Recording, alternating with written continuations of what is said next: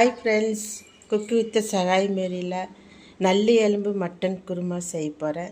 எப்படி செய்யலாம் வாங்க பார்க்கலாம். மட்டன் வந்து ஒரு 1/2 கிலோ நீங்கள் இந்த மாதிரி வாஷ் பண்ணி எடுத்துக்கோங்க. இது வந்து வணக்கணும். கொஞ்சம் தேங்காய் வந்து 1/2 மூடியில் 3/4 மூடி இந்த மாதிரி கட் பண்ணி வச்சுக்கோங்க. இது வந்து மிளகாத்தூள் 1 ஸ்பூனு, இது பட்டை சோம்பு பட்டை கிராம்பு எல்லாம் சோம்பு எல்லாம் சேர்த்து இந்த அளவுக்கு எடுத்துக்கோங்க. Chicken masala 2 spoon, garam masala 1 spoon, ஜீரகத்தூள் 1/2 ஸ்பூன் எடுத்துக்கோங்க. 2 உருளைக்கிழங்கு இந்த மாதிரி 2 கட் பண்ணி வச்சுக்கோங்க. வெங்காயம் இந்த அளவு எடுத்துக்கோங்க, 10-15. பூண்டு பல் ஒரு 10 எடுத்துக்கோங்க.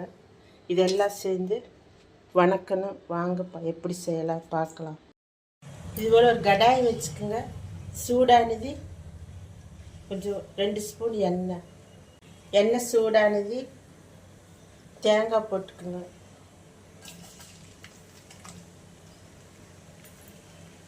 தேங்காய் போட்டு வதக்கிட்டு தேங்காய் பூண்டும் போட்டு வதக்கணும்.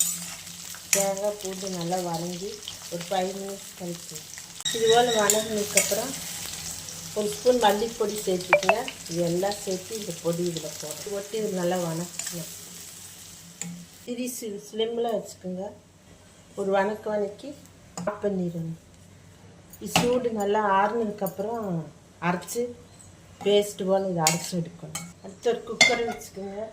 குக்கரை வச்சு நம்ம வாஷ் பண்ணி இந்த கறியை அதில் போட்டு வேக வைக்கணும். வச்சு இந்த உருளைக்கிழங்கு இதில் ஓடணும். கொஞ்சம் கருவேப்பிலை போட்டு மஞ்சப்பொடி 1 ஸ்பூன் போடணும். போட்டு ஒரு இலக்குங்க. இலக்கி கொஞ்சம் தண்ணி ஊற்றி இது கொஞ்சம் வேகணும். மசாலா அரைச்சிட்டு அது அப்புறம் சேர்க்கணும். இதில் 2 தக்காளி போட்டுக்கோங்க. போட்டு இந்த மசாலா ஊற்றணும். இது மாதிரி பேஸ்ட் அரைச்சி மசாலா இதில் சேர்க்கணும். சேர்த்து தண்ணி உங்கள் அளவுக்கு எவ்வளவோ அவ்வளோ சேர்த்துக்கணும். இதுபோல் தண்ணி கொஞ்சம் ஊற்றி கறி நல்லா வெந்து ஒரு இலக்கி உப்பு போட்டுக்கணும். உப்பு உங்களுக்கு தேவை எவ்வளவோ அவ்வளோ போட்டு ஒரு குக்கர் மூடி ஒரு 7 விசில் வச்சுருங்க. இதுபோல் ஓப்பன் பண்ணி பாருங்கள். குழம்பு நல்லா ரெடி ஆயிடுச்சு. மல்லித்தலை போட்டு இறக்கி விடுங்க. ஒரு இறக்கிட்டு அதே கடாய் வச்சுட்டு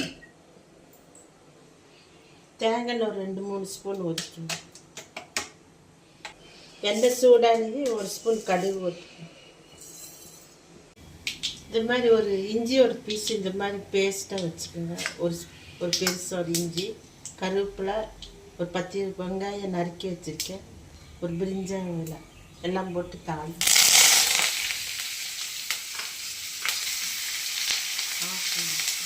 இதுபோல் நல்லா வதக்கிட்டுங்க. இதுபோல் வதக்கிட்டு இது வந்து குழம்புல கொட்டணும். குழம்புல வந்து இது வறுக்கிறத கொட்டணும்.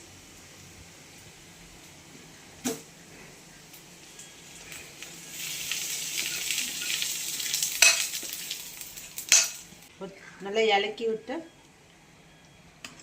குழம்பு ரெடி ஆயிடுச்சு.